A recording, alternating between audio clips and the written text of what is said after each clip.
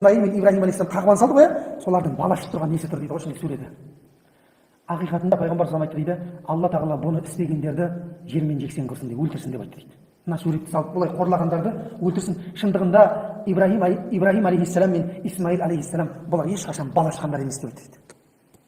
Құмалақ салғандар емес. Біздің тілмен қазір құмалақ салатындар ғой.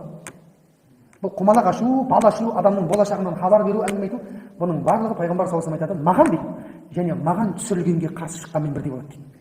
Көрдіңіздер ме? Оған түсірілгеніне Құран бар, маған оның пайғамбарлығына қарсы шығудың өзі жетеді ғой, оған түсірілгенге қарсы шықпай. Міне осымен бірдей болады деген нәрсені айтты дейді пайғамбар саллаллаху алейхи вассалам.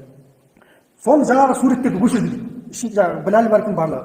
Бір кезде мына тарапына қараса, шыбықтан тоқылған көгершін тұр дейді ғой, үлкен көгершін. Бұл көгершінді олар жаңағы бірдеңенің символы деп атайтын болған.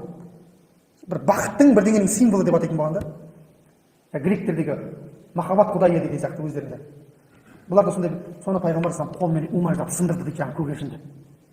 Сөйтті де жаңағы ашылған бағаналардың ортасында пайғамбар саллаллаху алейхи вассалам қағбаның ішінде намаз оқыды дейді. 2 рәкағат намаз оқыды. Осылайша қағбаның есігін ашты. Есігін ашса пайғамбар саллаллаху алейхи вассаламның жанына бүкіл Меккенің тұрғындары жаңағы